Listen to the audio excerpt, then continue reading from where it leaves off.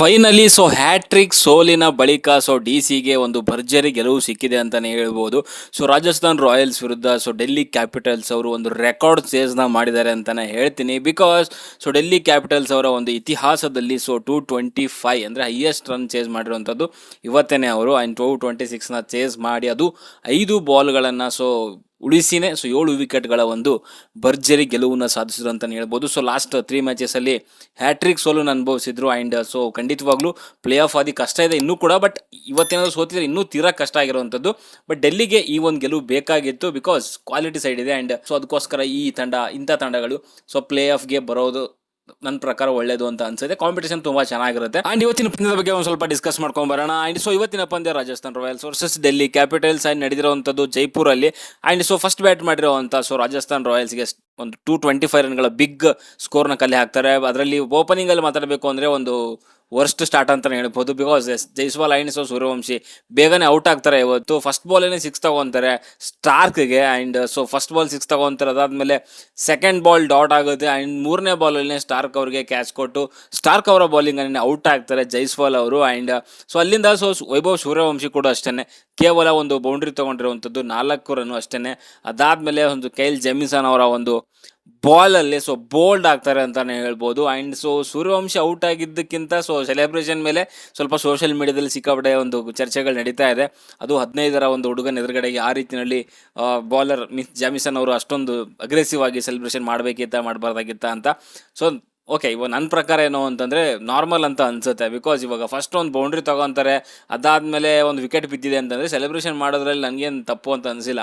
Okay, ನೀವು 15 ವರ್ಷನೋ 14 ವರ್ಷನೋ ಅಥವಾ 30 ವರ್ಷನೋ 35 ವರ್ಷನೋ celebrate ಮಾಡೋದ್ರಲ್ಲಿ ಅಂಥದ್ದೇನು ತಪ್ಪಿಲ್ಲ. ಮೆಂಟಲಿ ಕೂಡ ಒಂದು ರೀತಿಯಲ್ಲಿ ರೆಡಿ ಆಗಬೇಕಾಗತ್ತೆ. ಓಕೆ, ಇವತ್ತು ಸೆಲೆಬ್ರೇಷನ್ ರಾಂಗ್ ಅಂದವರು ನಾಳೆ ಒಂದು ಶಾರ್ಪ್ ಬೌನ್ಸರ್ ಹಾಕಿ ಹೆಲ್ಮೆಟಿಗೆ ಬಡಿದ್ರೆ 15 ವರ್ಷದ ಹುಡುಗಿಗೆ ಈ ರೇಂಜಿಗೆ ಈ ಥರ ಬೌಲಿಂಗ್ ಮಾಡಬೇಕಾ ಹಾಗೆ ಈಗಂತ ಕ್ವಶನ್ಸ್ಗಳು ಬರೋಕ್ಕೆ ಸ್ಟಾರ್ಟ್ ಆಗುತ್ತೆ. ನನ್ನ ಪ್ರಕಾರ ಅದೇನು ನಾರ್ಮಲ್ ಅಂತ ಅನಿಸುತ್ತೆ.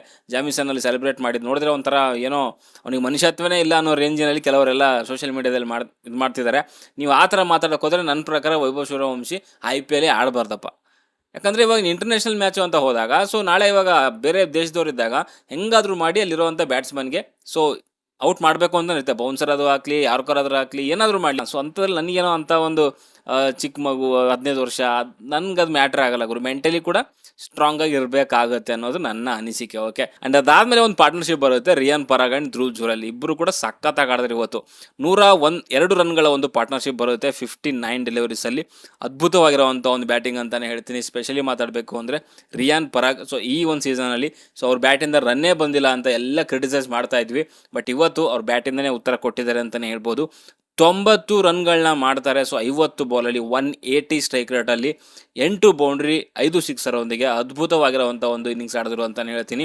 ಆ್ಯಂಡ್ ಆ ಒಂದು ಪಾರ್ಟ್ನರ್ಶಿಪ್ ಬೇಕಾಗಿತ್ತು. ಇವಾಗ ನಾರ್ಮಲಿ ರಾಜಸ್ಥಾನ್ ಇಡೀ ರನ್ ಅಂತ ನೋಡಿದಾಗ ಓಪನರ್ಸ್ ನನ್ನ ಪ್ರಕಾರ ಒಂದು 40% ಇರುತ್ತೆ ಈ ಸೀಸನ್ ತೊಗೊಂಡ್ರೆ Jaiswal and Suryavanshi. But openers ಬೇಗ ಒಂದು ಫೇಲ್ ಆದರೂ ಔಟ್ ಆದರೂ ಕೂಡ ಒಂದು ಪಾರ್ಟ್ನರ್ಶಿಪ್ನ ಬಿಲ್ಡ್ ಮಾಡಿದ್ರಲ್ಲ, ಅದು ಇಲ್ಲಿ ತೋರಿಸುತ್ತೆ ಮಿಡ್ಲ್ ಆರ್ಡರ್ ಕೂಡ ಸ್ಟ್ರಾಂಗ್ ಇದೆ ಅನ್ನೋ ರೀತಿಯಲ್ಲಿ. ಆ್ಯಂಡ್ ಧ್ರುವ್ ಜುರೇಲ್ 42 ರನ್ನ ಮಾಡ್ತಾರೆ 30 ಬಾಲಲ್ಲಿ 4 ಬೌಂಡ್ರಿ 1 ಸಿಕ್ಸರೊಂದಿಗೆ ಅದ್ಭುತವಾಗಿರುವಂಥ ಒಂದು 102 ರನ್ಗಳನ್ನ ಪಾರ್ಟ್ನರ್ಶಿಪ್ ಮಾಡ್ತಾರೆ. ಆ್ಯಂಡ್ ಧ್ರುವ್ ಜುರೇಲ್ ಅಲ್ಲಿ ಅಕ್ಷರ್ ಪಟೇಲ್ ಬಾಲಿಂಗಲ್ಲಿ ಸ್ಟಬ್ಸ್ ಅವ್ರಿಗೆ ಕ್ಯಾಚ್ ಕೊಟ್ಟು ಔಟ್ ಆಗ್ತಾರೆ. ಆ್ಯಂಡ್ ರಿಯಾನ್ ಪರಾಗ್ ಸ್ಟಾರ್ಕ್ ಅವರ ಬಾಲಿಂಗಲ್ಲಿ ಅಕ್ಷರ್ ಪಟೇಲ್ ಅವ್ರಿಗೇನೆ ಕ್ಯಾಚ್ ಕೊಟ್ಟು ಔಟ್ ಆಗ್ತಾರೆ ಅಂತಲೇ ಹೇಳ್ಬೋದು.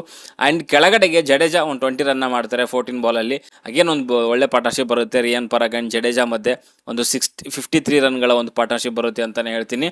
ಆ್ಯಂಡ್ ಅಲ್ಲಿ ಒಂದೇ ಓವರ್ಲಿ 2 ವಿಕೆಟ್ ಹೋಗುತ್ತೆ ರಿಯಾನ್ ಪರಾಗ್ ಆ್ಯಂಡ್ ಜಡೇಜಾ. ಇಬ್ರು ಕೂಡ ಬೇಗನೆ ಔಟ್ ಆಗ್ತಾರೆ. And Jadeja and Parag out ಆದ್ಮೇಲೆ ಬಂದಿರುವಂಥದ್ದು ಡೆನವನ್ ಫೆರೇರಾ. ಓ ಮೈ ಗಾಡ್, ಎಂಥ ಹಿಟ್ಟಿಂಗ್ ಮಾರಾಯ ಇವ್ರದ್ದು.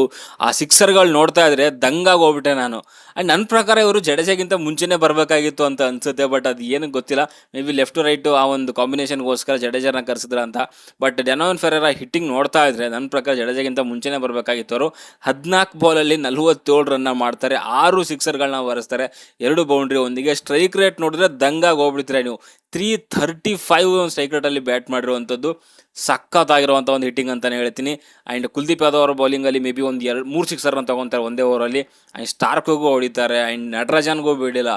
ಓ ಮೈ ಗಾಡ್, ಸಖತ್ ಹಿಟ್ಟಿಂಗ್ ಅಂತಲೇ ಹೇಳ್ತೀನಿ. ಆ್ಯಂಡ್ ಹೆಟ್ಮೇರ್ ಬದಲಾಗಿ ಇವ್ರನ್ನ ಇನ್ಕ್ಲೂಡ್ ಮಾಡಿರೋವಂಥದ್ದು ಪ್ಲೇಯಿಂಗ್ ಎಲೆವನ್ ನನ್ನ ಪ್ರಕಾರ ಅದ್ಭುತವಾಗಿರುವಂಥ ಒಂದು ಡಿಸಿಷನ್ ಅಂತಲೇ ಹೇಳ್ತೀನಿ. ಸಖತ್ತಾಗಿ ಫಿನಿಶ್ ಮಾಡ್ತಾರೆ ಇವತ್ತು ಡೆನವನ್ ಫೆರೇರಾ. ಬಟ್ ಆ 225 ಹೋಗಿದೆ ಅಂತಂದರೆ ಡೆನವನ್ ಫೆರೇರಾನೇ ಕಾರಣ ಅಂತಲೇ ಹೇಳ್ತೀನಿ. ಓಕೆ, ಕೆಳಗಡೆ ಶಿವಮ್ ದುಬೆ ಕೇವಲ 6 ರನ್ನ ಮಾಡ್ತಾರೆ ಅಷ್ಟೇ. ಒಟ್ಟಾರೆಯಾಗಿ ರಾಜಸ್ಥಾನ್ ರಾಯಲ್ಸ್ ಅವರು 225 ಒಂದು ಸ್ಕೋರ್ನ ಕಲೆ ಹಾಕ್ತಾರೆ ಅಂತಲೇ ಹೇಳ್ಬೋದು. ನನ್ನ ಪ್ರಕಾರ ಇದು ಒಳ್ಳೆ ಸ್ಕೋರ್ ಅಂತಲೇ ಹೇಳ್ತೀನಿ. ರಾಜಸ್ಥಾನ್ ಬೌಲಿಂಗ್ ಅಂತ ಬಂದಾಗ ಮೇ ಬಿ ಡಿಫೆಂಡ್ ಮಾಡ್ಕೊಬೇಕಾಗಿತ್ತು, ಬಟ್ ಆಗಲಿಲ್ಲ ಅವ್ರ ಕಡೆಯಿಂದ. ಅದ್ರ ಬಗ್ಗೆ ಮಾತಾಡೋಣ. ಆ್ಯಂಡ್ ಸೊ ಈ ಕಡೆಗೆ ಬೌಲಿಂಗ್ ಅಂತ ಬಂದಾಗ ಇನ್ನು ಡೆಲ್ಲಿ ಕಡೆಯಿಂದ ಸ್ಟಾರ್ಕ್ ಬರ್ತಾರೆ ಇವತ್ತು ಪ್ಲೇಯಿಂಗ್ 11ನಲ್ಲಿ 3 ವಿಕೆಟ್ನ ತೆಗಿತಾರೆ. ಸೊ ಎಕಾನಮಿ ಸ್ವಲ್ಪ ಜಾಸ್ತಿ ಇದೆ, 4 ಓವರ್ 40 ರನ್ 3 ವಿಕೆಟ್ ತೆಗಿದ್ದಾರೆ ಅಂತಲೇ ಹೇಳ್ಬೋದು. ಅದು ಬಿಟ್ಟರೆ ಜಾಮಿಸನ್ ಸಿಕ್ಕಾಪಟ್ಟೆ ದುಬಾರಿ ಆಗಿದ್ರೆ ವಿಕೆಟ್ ತೆಗೆದ್ರು ಕೂಡ. ಸೊ ಡೀಸೆಂಟು ಅಂತಂದರೆ Akshar Patel, so 4 ಓವರಲ್ಲಿ 39 run, so 1 wicket ಅಂತಾನೆ ಹೇಳ್ತೀನಿ. ಓಕೆ, ಅಂಡ್ ಈ ಒಂದು 226 ರನ್ಗಳ ಒಂದು ಚೇಸ್ನ ಬೆನ್ನತ್ತದಂಥ ಡೆಲ್ಲಿ ಕ್ಯಾಪಿಟಲ್ಸ್ ಅವರಿಗೆ ಅದ್ಭುತವಾಗಿರುವಂಥ ಒಂದು ಸ್ಟಾರ್ಟ್ನೇ ಸಿಗುತ್ತೆ ಅಂತಾನೆ ಹೇಳ್ತೀನಿ. ಬಿಕಾಸ್ ನಾನು ನಾರ್ಮಲಿ ಹೇಳ್ತಾ ಇರ್ತೀನಿ 200+ ಏನು ಸ್ಕೋರ್ ನೀವು ಚೇಸ್ ಮಾಡ್ತೀವಿ ಅಂತಂದಾಗ ಪವರ್ ಪ್ಲೇನಲ್ಲಿ ಮಿನಿಮಮ್ ಅಂದರೂ ಕೂಡ 70 ರನ್ಸ್ ಇರಲೇಬೇಕು ಅಂತಲೇ ಹೇಳ್ತೀನಿ. 1 ವಿಕೆಟ್ ಹೋದರೂ ಪರವಾಗಿಲ್ಲ, ಬಟ್ 70 ರನ್ಸ್ಗಳು ಇರಲೇಬೇಕು ಅಂತ ಯಾವಾಗಲೂ ಕೂಡ ಹೇಳ್ತಾ ಇರ್ತೀನಿ ನಾನು. ಅದೇ ರೀತಿಯಲ್ಲಿ ಇವತ್ತು ಅದ್ಭುತವಾಗಿರುವಂಥ 70 ರನ್ಗಳನ್ನ ಮಾಡ್ತಾರೆ ಪವರ್ ಪ್ಲೇನಲ್ಲಿ ವಿತೌಟ್ ಲಾಸ್. 1 ವಿಕೆಟ್ ಹೋಗಲ್ಲ, 70 ರನ್ನ ಮಾಡ್ತಾರೆ. ಆ್ಯಂಡ್ 110 ರನ್ಗಳ ಒಂದು ಪಾರ್ಟ್ನರ್ಶಿಪ್ ಆಗುತ್ತೆ ಫಸ್ಟ್ ವಿಕೆಟ್ಗೆ. ನಿಸಾಂಕ ಆ್ಯಂಡ್ KL ರಾಹುಲ್ ಮಧ್ಯೆ ಅದ್ಭುತವಾಗಿರುವಂಥ ಒಂದು ಇನ್ನಿಂಗ್ಸ್ ಅಂತಲೇ ಹೇಳ್ತೀನಿ ಇಬ್ಬರದು ಕಡೆಯಿಂದ.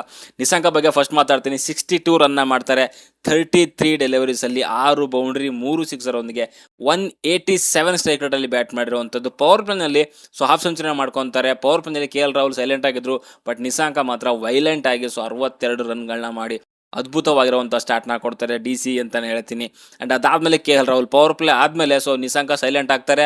ಆ್ಯಂಡ್ ಸ್ಟಾರ್ಟ್ ಮಾಡಿರುವಂಥದ್ದು KL ರಾಹುಲ್ ಅವರು ಹೆಡ್ ಆನ್ ತೊಗೊತಾರೆ RR ಬೌಲರ್ಗಳಿಗೆ 75 ರನ್ಗಳನ್ನ ಮಾಡ್ತಾರೆ 40 ಬಾಲಲ್ಲಿ.